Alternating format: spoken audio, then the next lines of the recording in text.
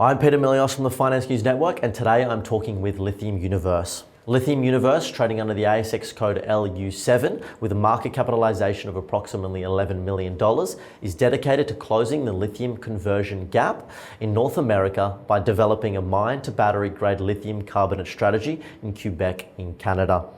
Joining me today is Lithium Universe CEO Mr. Alex Hanley. Alex, welcome back to the network. Hey, Peter, thanks for having me. Alex, to start, can you explain how the company is planning to close the lithium conversion gap in North America? The lithium conversion gap in North America is an evolving story. From a supply side, we're seeing huge resources come online within the transatlantic region. We've got obviously regions like Ichinga, where obviously Latin Resource, Pilbara, obviously had that big M&A action late last week. We've also got obviously West Africa, Zimbabwe, South Africa, but from a tier one jurisdiction, Canada, in particular, James Bay, Quebec, is really sort of setting the scene as one of the biggest hard rock spodumene jurisdictions, with about 500 million tonnes of plus 1% across 8 distinct projects. Now we see that spodumene resource, or that global spodumene resource in James Bay, doubling within the next 4 or 5 years, really cementing itself just as you know, 2IC to WA in terms of hard rock spodumene. So we've got a very huge supply side coming online within the next 5 to 10 years in James Bay.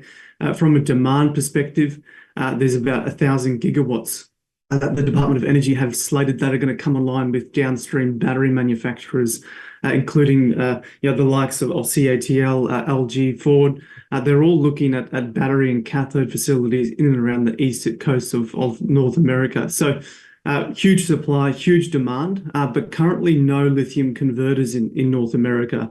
And there's only about 100,000 tonnes slated for delivery by 2028. So that, by and large, Peter, is the lithium conversion gap. One sort of supply and demand thesis, which is very strong and on everyone's lips within the critical mineral space in North America. Thanks, Alex. And you have recently announced the formation of committee with the Wabanaki Nation. Can you please explain the significance of this? Yeah, the Wabanaki are obviously the traditional owners of the broader Bécancour region. It actually, the nation itself extends all the way down to Portland. So all the way down into the US, they've got quite a large tenure, huge history within the region.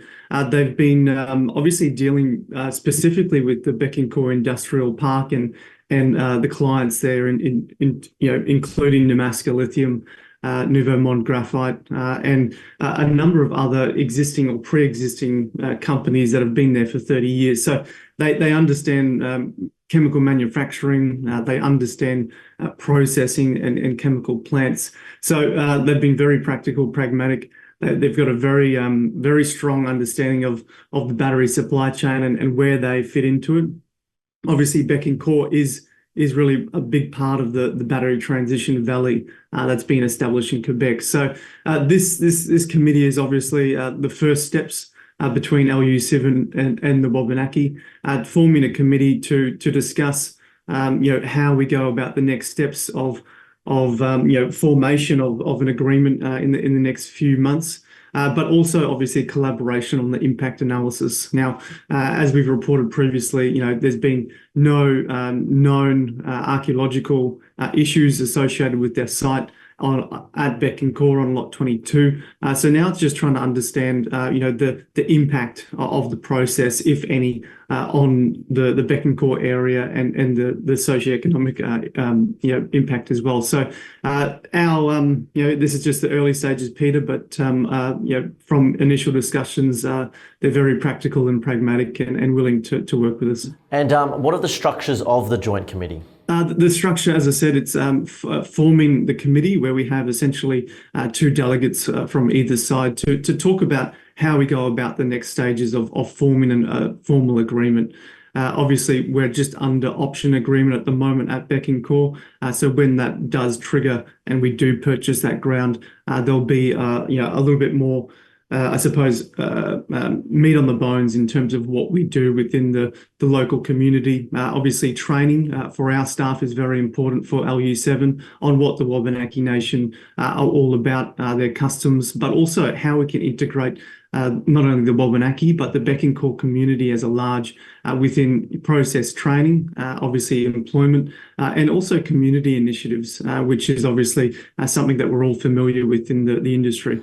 And looking at more broadly, this month you also announced news that the company has been officially quoted on the Frankfurt Stock Exchange and the US-based OTC markets. What benefits do you see from this? Yeah, the obvious benefit, Peter, is obviously a broader exposure. We've been marketing the company globally since for about 12 months now. It's probably been about 12 months since we got back onto the boards as Lithium Universe.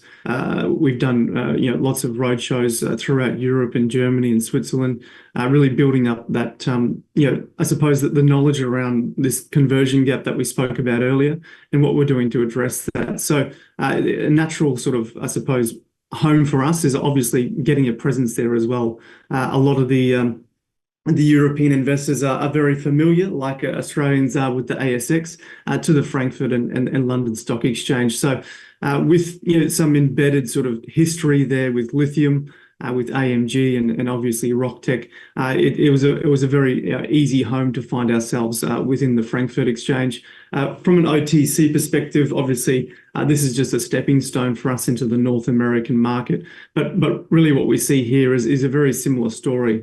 We talk to a lot of people in North America who want exposure to Lithium Universe. And then they're not really willing to go all the way to the ASX. So this is really a bridging OTC pink listing where they can get that exposure in North America. And Alex, just to wrap up, what key news flow are we expecting to see from LU7 over the next 6 to 12 months? Yeah, so the next 6 months, probably just short of 6 months. Obviously, we're pinning our ears back, getting this definitive feasibility study done. So that's currently progressing very well, and we've got no issues on meeting the end of year date that we've set. So we should see that come out in the next few months, and obviously I'll just stop short of saying that there's a lot of meetings currently going on both here in Australia and in North America to talk about offtake and potentially feedstock as well. So lots happening, Peter. Alex, thank you so much for your time. Perfect, Peter. Thanks, mate.